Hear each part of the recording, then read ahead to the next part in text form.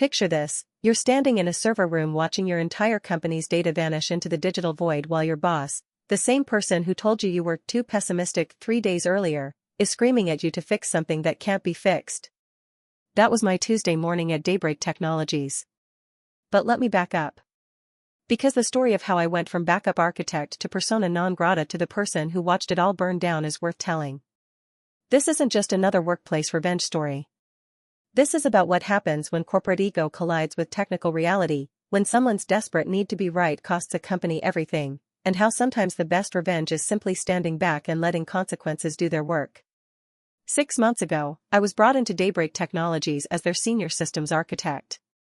The company was growing fast, too fast, really, and their infrastructure was held together with digital duct tape and prayers. I reported directly to Fiona Westbrook, the VP of Operations. Fiona had climbed the ladder through sheer force of personality rather than technical knowledge. She had an MBA from somewhere impressive and treated IT concerns like unnecessary pessimism getting in the way of progress. Daybreak had never had a real disaster recovery plan. They'd been running on luck and a single external drive that someone occasionally remembered to update. When I asked to see their backup documentation during my second week, the office manager pulled out a 3 terabyte drive from her desk drawer with a cracked casing and frayed USB cable. The last backup had been run 47 days earlier. Does anyone verify the backups work? I asked. She looked confused. How would we do that? That's when I knew exactly how deep the problem went. This wasn't just a company that didn't value backups. This was a company that didn't even understand what backups were supposed to do. I built a proposal for a comprehensive 3-tier backup strategy, local snapshots for quick recovery, offsite replication for disaster scenarios, and cloud archives for long-term retention. It wasn't revolutionary. Just best practices that every company our size should have had years ago. The proposal included automated daily backups, weekly verification tests, and monthly disaster recovery drills. I even created a simple dashboard that would show backup health status in real time, color-coded so anyone could understand it at a glance. I spent 3 weeks preparing the implementation plan. I got quotes from vendors. I drafted the timeline. I calculated exactly how much downtime we'd need for the initial setup. Fiona seemed supportive. She nodded during presentations, asked reasonable questions, and told me to move forward. I thought I had her backing. Then came the budget meeting. I was presenting the backup strategy to the leadership team when Fiona cut me off mid-sentence. Amara, this seems excessive. We've never had a data loss incident. Why are we spending money solving problems we don't have? I explained that the whole point of backups is preventing catastrophic loss before it happens. That waiting until after disaster strikes is like buying fire insurance while your house is already burning. She smiled, that thin smile people use when they think you're being dramatic. I appreciate your thoroughness, she said, but I think we need someone with a more balanced perspective on this. Someone who can weigh risk against cost more realistically. That's when she introduced Carlton Hughes. Fresh MBA from a business school I'd never heard of, 2 years of consulting experience at a firm that specialized in operational efficiency, and exactly 0 background in systems architecture. But he had something I didn't. He told Fiona what she wanted to hear. I've reviewed Amara's proposal, Carlton announced, standing up like he was presenting to the board of directors instead of 8 people around a conference table. While I respect her technical expertise, I think we're looking at this through too narrow a lens. The real question isn't what could go wrong, but what's the actual probability of catastrophic failure. He had charts. Beautifully designed PowerPoint slides with gradients and professional fonts.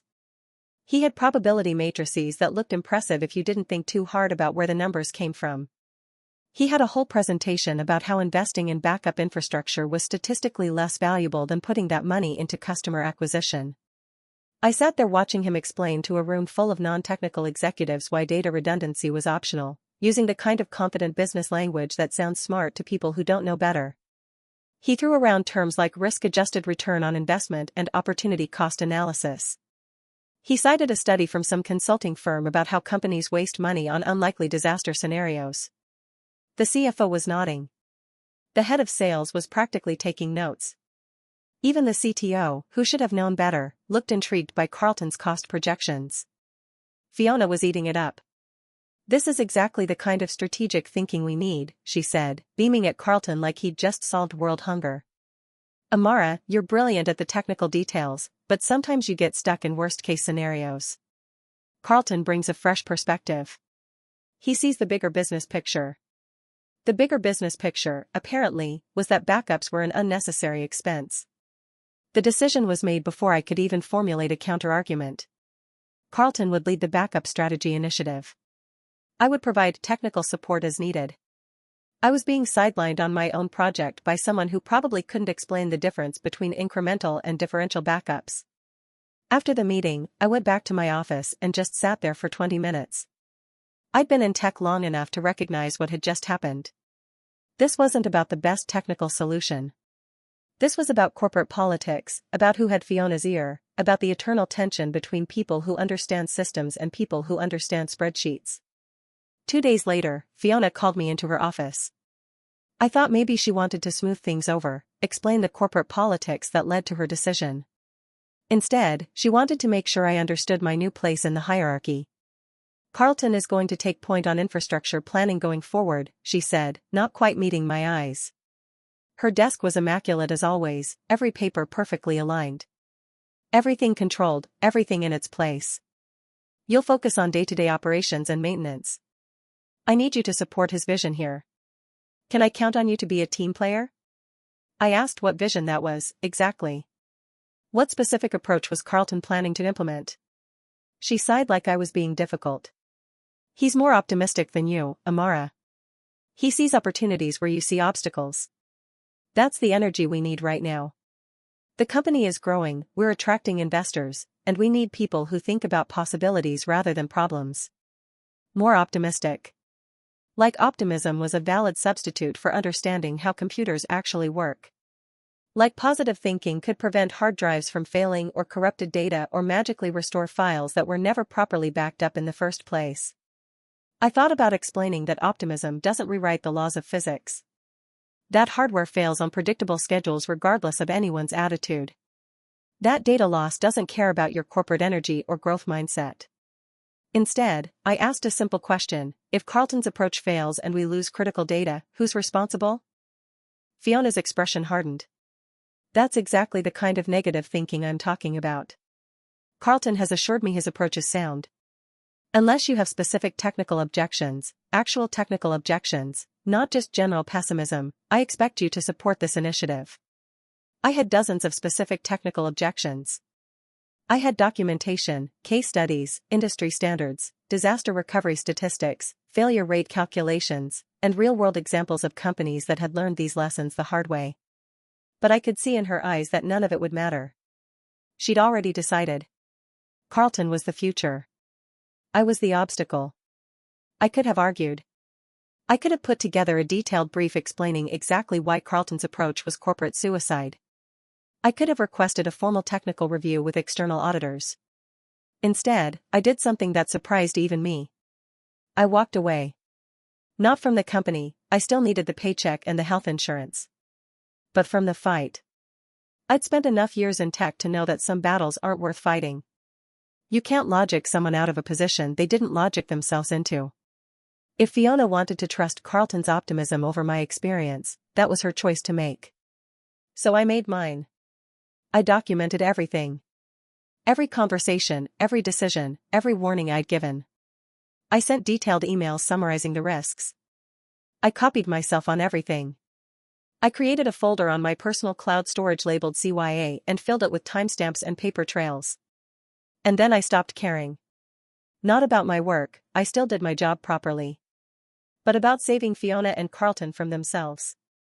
If they wanted to learn about backup strategies through experience rather than expertise, that was their educational journey to take. Carlton's backup strategy, unveiled the following week, was a masterpiece of cost-cutting disguised as innovation. He called a meeting in the main conference room. There were bagels and coffee, like this was a celebration rather than a technical planning session. Half the leadership team showed up, which never happened for my presentations. Carlton had a whole slideshow prepared. Slick graphics, animated transitions, a color scheme that matched the company branding. It looked professional. It looked official. It was also completely insane. He eliminated the off-site replication I'd proposed. Redundant and unnecessary, he called it, with a confident smile. We're paying for the same data to exist in multiple places. That's just inefficient resource allocation. I bit my tongue. The whole point of off-site replication is that when your primary site burns down or floods or loses power for 3 days, you have a complete copy somewhere else. But apparently that was inefficient. He scaled back the cloud archives to a single weekly snapshot. More efficient and cost-effective, he claimed. Daily snapshots are overkill. Most of our data doesn't change that significantly day to day. I thought about the accounting department, where final numbers sometimes came in late on Friday afternoon. Or the design team, who frequently worked up until deadline making last-minute changes. Or literally any department that did actual work and would absolutely notice if a week's worth of files vanished. He decided that our local backup server didn't need a redundant power supply or RAID configuration because the probability of simultaneous failures is negligible according to manufacturer specifications. This was the part that made me physically wince. RAID and redundant power weren't about simultaneous failures. They were about the fact that drives die, not might die, not could theoretically die, but absolutely will die on a predictable statistical schedule. But Carlton had calculated the mean time between failures, multiplied by the number of components, and concluded the risk was acceptable. He even had a slide showing the cost savings. His approach would cost 63% less than my proposal. The CFO practically applauded. Fiona was beaming. This is exactly what I was talking about, she said. Practical, cost-effective, business-minded thinking. Carlton, excellent work. Carlton basked in the praise. Then he turned to me. Amara, as our technical expert, do you have any concerns about the implementation details? The room went quiet. Everyone was looking at me. This was my chance to object, to raise alarms, to explain why this was a terrible idea. I smiled and said his plan was certainly different from traditional approaches. Different is good, Fiona said quickly. Different is innovative. I nodded slowly. It's definitely innovative. What I didn't say, it was innovative the way jumping out of an airplane without a parachute is innovative. Technically novel, absolutely unprecedented in your personal experience, and likely to end very badly. Fiona shot me a warning look anyway. She thought I was being passive-aggressive. I was actually being careful. Because I knew exactly what was about to happen, and I wanted there to be no question that I'd been overruled. That I'd raised concerns and been dismissed. The meeting ended with handshakes and congratulations. Carlton was officially the infrastructure visionary. I was officially the person who needed to be more positive. I went back to my office and added the meeting recording and Carlton's presentation to my documentation folder. The new system went live on a Friday. Carlton sent a company-wide email taking credit for modernizing our infrastructure and implementing cost-effective backup solutions that align with business objectives. I forwarded it to my personal email and added it to my documentation folder. Then I went home for the weekend and didn't think about work at all. The first sign of trouble came on Monday morning. I arrived at 8:30 to find the senior database administrator, a guy named Frederick who'd been managing databases since before I was born, standing outside my office looking worried. We've got a problem, he said. Our primary database server had started throwing errors over the weekend. Nothing catastrophic, just some corrupted index files that needed rebuilding. This kind of thing happened occasionally. Usually you just restored from the previous night's backup and moved on. Except when Frederick tried to restore from the previous night's backup, the file was corrupted. Okay, I said, use the backup from 2 nights ago. Also corrupted. 3 nights ago? Corrupted. We went back an entire week. Every single backup file had validation errors. Frederick was starting to panic. How is this possible? The backup jobs are running successfully every night. The logs say everything completed without errors. I pulled up Carlton's implementation documentation. And there it was, buried in the technical specifications. He'd disabled backup validation to save processing time and reduce server load. The backup system was dutifully creating files every night. It just wasn't checking whether those files were actually usable. We'd been running blind for weeks, creating digital garbage and calling it disaster recovery. I checked the logs more carefully. The corruption had started exactly 3 days after Carlton's system went live. which meant every backup since then was potentially worthless. 3 months of backups. All potentially unusable. I brought this to Carlton's attention in an email, carefully worded and professionally neutral. I explained that we needed to implement verification protocols immediately and probably restore from the weekly cloud snapshot while we rebuilt our backup chain. His response came back within minutes: the probability of needing those specific backups is low. Let's not overreact to a minor technical hiccup. I'll schedule a review meeting for next week to discuss process improvements. Minor technical hiccup. We had 3 months of broken backups and he thought we should schedule a meeting for next week. I forwarded his email to Fiona with a simple note: for your awareness. Let me know if you'd like me to proceed with restoration from cloud archives. She never responded. Frederick managed to rebuild the corrupted indexes manually. It took him 14 hours and 3 pots of coffee, but he got the database back online. Crisis averted, in Carlton's view. He sent another self-congratulatory email about how the team had successfully navigated a technical challenge through collaborative problem-solving. I added it to my folder. The worst part was watching other people's reactions. The development team lead, a sharp woman named Yolanda, stopped by my office the next day. That database thing was close, she said quietly. If Frederick hadn't been able to rebuild those indexes manually, we would have been in real trouble. I nodded. Carlton's backup system isn't actually backing things up properly, is it? I chose my words carefully. Carlton's system represents a different approach to data protection than traditional methodologies. Yolanda stared at me. That's not an answer. It's the only answer I'm authorized to give, I said. I raised concerns about the implementation. Those concerns were noted and set aside in favor of the approved strategy. If you have technical concerns, you should direct them to Carlton or Fiona. She left looking troubled. I felt like a coward, but I also knew the truth. I'd already warned everyone who would listen. Warning them again wouldn't change anything except possibly getting me fired for insubordination. 2 weeks later, our file server started having issues. Nothing dramatic at first, just slower performance than usual. The kind of thing that makes users grumble but doesn't stop work entirely. I ran diagnostics and found what I suspected: one of the drives in the array was failing. Not dead yet, but definitely dying. The smart logs showed increasing error rates, reallocated sectors, and all the warning signs of imminent hardware failure. In a properly configured system with RAID redundancy, this wouldn't be a crisis. You get an alert, you swap the failing drive, you let the array rebuild, and you're back to normal. The whole process takes maybe an hour of actual work. But Carlton's cost-optimized approach had eliminated RAID redundancy for non-critical storage. This file server, according to Carlton's classification system, was non-critical. It only stored every department's working files for the past 5 years. Project documentation, client presentations, financial spreadsheets, HR records, design files, basically everything that wasn't actively stored in the database. I sent Carlton an email explaining the situation. Drive failing, no redundancy, need to replace immediately before total failure. I attached the smart diagnostic report and a simple explanation of what the numbers meant. He responded by scheduling a meeting for 3 days later to discuss the cost-benefit analysis of immediate intervention versus scheduled maintenance windows. 3 days. For a drive that could die at any moment. I sent another email to Fiona.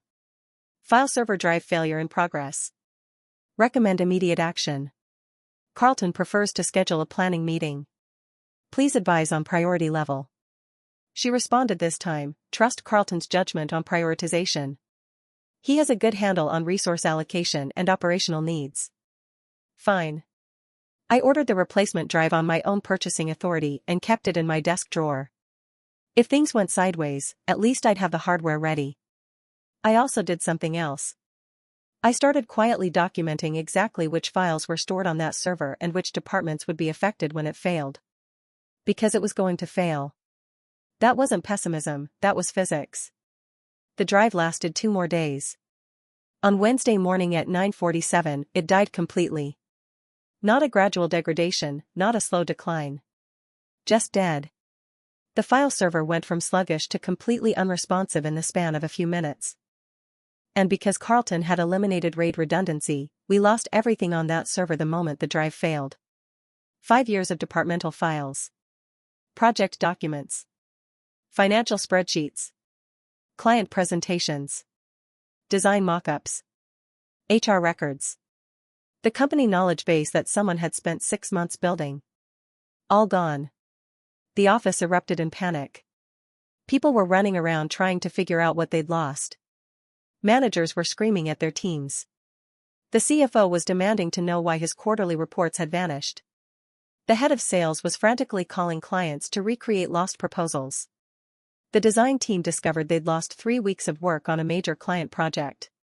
The marketing department couldn't access any of their campaign materials. HR couldn't pull up employee records. It was beautiful chaos. Terrible, preventable, completely predictable chaos. Carlton, to his credit, jumped into action. He immediately tried to restore from the backups. Remember those backups that I'd flagged as potentially corrupted 3 weeks earlier? The ones Carlton said we didn't need to validate because the probability of needing them was low. Corrupted. Every single one of the daily backups. We tried the weekly cloud snapshot. 4 days old, from before most people's current work had been saved. Better than nothing, but not by much. We'd just lost most of a week's work across the entire company. Fiona called an emergency meeting. Not a scheduled calendar invite, not a polite request. She literally walked through the office yelling for everyone in leadership to get to the conference room immediately. I was in the server room trying to coax the file server back to life when she found me. Conference room. Now. The meeting was chaos. Everyone was talking over each other. The CFO was demanding to know how much this would cost. The head of sales was calculating lost revenue. The design team lead was on the verge of tears because her entire team's portfolio was gone. Fiona slammed her hand on the table. Enough. I want answers. I want solutions. I want to know how this happened and how we're fixing it. Carlton stood up. He looked rattled but determined. This was an unprecedented confluence of improbable failures, he explained. The simultaneous drive failure and backup corruption was a statistical anomaly. No reasonable backup strategy could have prevented this exact scenario. No reasonable backup strategy? The CTO, who'd been mostly silent, spoke up. Amara proposed RAID redundancy and backup validation. That would have prevented this exact scenario. Carlton's face went red. That proposal was cost prohibitive and... Where is Amara? Fiona interrupted, looking around the room. Here, I said quietly from my seat in the corner. All eyes turned to me. You've been quiet through all this, Fiona said. Her voice was tight, controlled, but I could hear the edge of panic underneath. What's your assessment of the situation? This was it. The moment I'd been waiting for and dreading in equal measure. I pulled out my folder. Not the digital one, I'd printed everything the night before, somehow knowing we'd end up here. I had emails dating back 3 months. Warnings about backup validation. Concerns about RAID elimination. Recommendations for redundancy that had been overruled. I walked her through every single decision Carlton had made, every warning I'd given, and every response that had ignored those warnings. The timeline of failure. The probability calculations I'd done versus the probability calculations Carlton had presented. The industry standards we'd chosen to ignore. The cost of my proposal versus the cost of what we were experiencing right now. The room got very quiet as I spoke. People were pulling out their phones, checking their own emails, confirming that yes, I had warned about this. Multiple times. In writing. You knew this could happen, Fiona said, her voice tight. I warned this would likely happen, I corrected. Multiple times. In writing. I provided specific scenarios, probability assessments, and mitigation strategies. And you didn't push harder? I met her eyes. I was told Carlton's optimistic approach was preferable to my pessimistic concerns. I was explicitly instructed to support his vision and be a team player. So I documented my objections and followed instructions. Carlton tried to interrupt. Now wait, that's not exactly. Would you like me to forward you the email chain? I asked Fiona calmly. The one where you told me Carlton was more optimistic than me and that was the energy the company needed? She didn't answer. The CTO cleared his throat. I think we need to focus on recovery. Amara, what do we need to do? I laid out the recovery plan. Restore from the 4-day-old cloud snapshot. Manually recreate what we could from that point. Implement proper backup protocols immediately. Full audit of all systems. How long? Fiona asked. 3 weeks for full recovery. Another 2 weeks to implement proper backups and verify everything. And the cost? I pulled out another document. Estimated $300,000 in lost productivity, recreated work, and the penalty clauses in 2 client contracts we're going to miss. Plus another $80,000 for the proper backup infrastructure you originally declined. The CFO made a choking sound.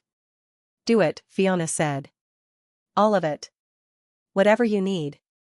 The data loss cost Daybreak Technologies approximately $317,000 in total. I'd been slightly optimistic in my estimate. 2 client contracts were delayed badly enough that we had to offer penalty discounts. One client nearly walked entirely before the sales team managed to negotiate a compromise. The CEO got involved. There were investigations. Audit reports. Very uncomfortable conversations about why the VP of Operations had overruled her senior technical architect in favor of an MBA with no infrastructure experience. The board wanted answers. Not explanations, not excuses, actual answers about how this had been allowed to happen. Carlton was gone within a week. Fiona tried to frame it as a mutual decision to pursue other opportunities, but everyone knew he'd been fired. His desk was cleaned out overnight. His company email bounced by Monday morning. I heard through the office grapevine that he tried to argue it wasn't his fault. That he'd followed best practices from his consulting firm. That the simultaneous failures were a statistical impossibility. Nobody cared. In corporate America, being wrong is forgivable. Being expensively wrong gets you fired. Fiona survived, technically. But her authority was quietly reduced. The CTO, who'd been mostly hands-off with operations, suddenly started attending all infrastructure meetings. Every decision Fiona made now required technical review. She'd been humiliated in front of the entire leadership team and the board. Her judgment was officially in question. And me? I got a formal apology from the CEO in a private meeting. He actually said the words, "I'm sorry we didn't listen to you." He asked why I hadn't escalated over Fiona's head when Carlton's plan was approved. I told him the truth. I'd learned a long time ago that fighting battles you can't win just gets you labeled as difficult. That sometimes the only way to be heard is to be right when everyone else is wrong. He looked uncomfortable but nodded. I got approval for my original backup proposal, fully funded with no questions asked. I got a raise, a significant one, and a promise that my technical recommendations would be taken seriously going forward. I also got something else, respect. The kind that comes from being publicly vindicated. People started listening when I spoke in meetings. My warnings were taken seriously. When I flagged something as a risk, leadership paid attention. But the best part, honestly, was 3 days after the crash. I was in my office, working on the recovery plan, when Fiona came running down the hallway. Actually running. In heels. I heard the clicking getting louder and faster, and then my door flew open. She burst through, face red, voice shaking, hair slightly disheveled in a way I'd never seen before. "Why can't we restore anything?" she screamed. Not asked, not demanded, screamed. "You're the systems architect. Why is nothing working? Why can't you just fix this?" I looked up from my keyboard slowly. I'd been expecting this moment ever since Carlton's backup plan went live. I'd played it out in my head a dozen different ways. In my fantasies, I was cutting. Sarcastic.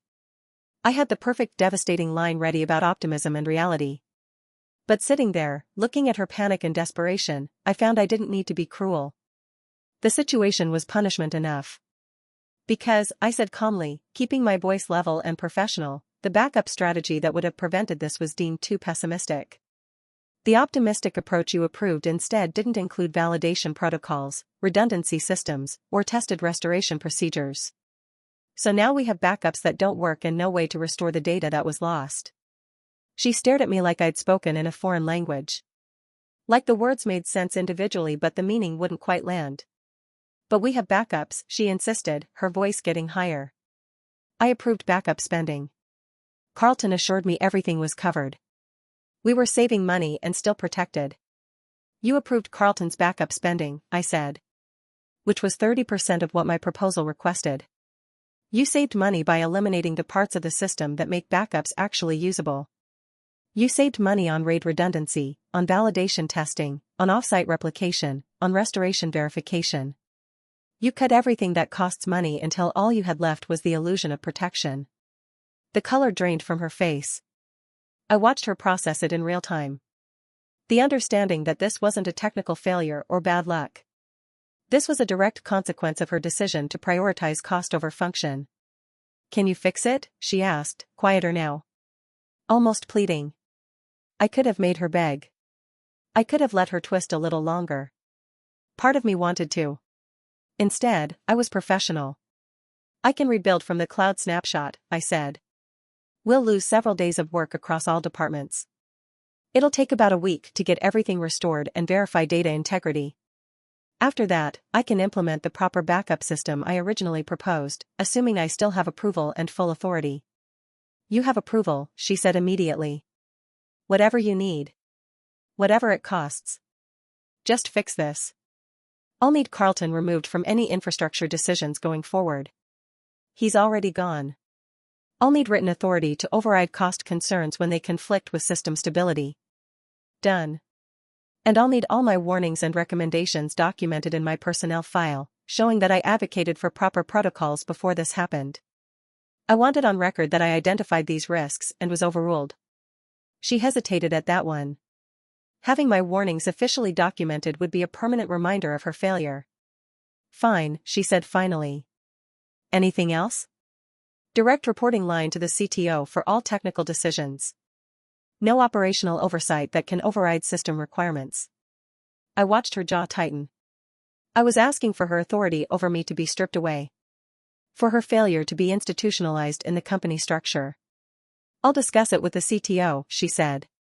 That's not an agreement. We locked eyes. For a long moment, neither of us spoke.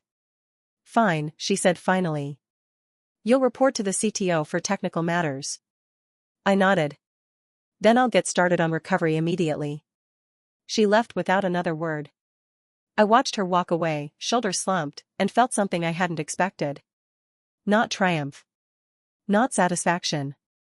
Just a kind of tired sadness that it had come to this. The next week was brutal. I basically lived in the server room, surviving on coffee and vending machine snacks while I rebuilt the company's infrastructure. The restoration from the cloud snapshot took 31 hours of continuous work. I had to verify every file, rebuild directory structures, and manually reconcile what we had versus what we'd lost. Every department had to account for missing work. The design team recreated 3 weeks of client projects. The finance team rebuilt spreadsheets from printed reports. The sales team reconstructed proposals from sent emails and client communications. It was exactly as painful as I'd known it would be. Fiona stopped by my office every day to check progress. Always a little more stressed, a little more desperate, asking if there was any way to speed things up. I was professional. Helpful, even. But I never let her forget that this disaster was entirely preventable. Every time she asked about timeline, I referenced the original proposal she'd rejected. Every time she questioned a cost, I compared it to the losses we'd already sustained. I wasn't being cruel. I was being accurate. And accuracy, in this situation, was damning enough. The CTO approved every single item from my original proposal without question. Redundant systems, validation protocols, offsite replication, monthly disaster recovery drills, everything. Should have done this 6 months ago, he muttered, signing the purchase orders. I didn't say, I told you so. I didn't need to. 6 months later, Daybreak Technologies has the backup system I originally proposed. It's tested monthly. Every backup is validated automatically. We have redundancy at every level. We run quarterly disaster recovery drills where we simulate various failure scenarios and practice restoration. It costs exactly what I said it would cost. It works exactly how I said it would work. The dashboard I designed is mounted on a screen in the lobby, showing system health status in real time. Green across the board, always. It's become a point of pride. Carlton is working at a startup somewhere, probably telling them that infrastructure spending is too pessimistic and they should trust his optimistic approach. I hope they listen to their technical staff better than Fiona listened to me. Fiona is still VP of Operations, but she's a lot quieter in meetings now. Every time she starts to question a technical recommendation, I see her hesitate, remembering what happened when she didn't listen. She never apologized to me directly. I don't think she knows how. And me? I'm still senior systems architect. Still documenting everything. Still planning for worst-case scenarios. Still being pessimistic, in Fiona's terminology.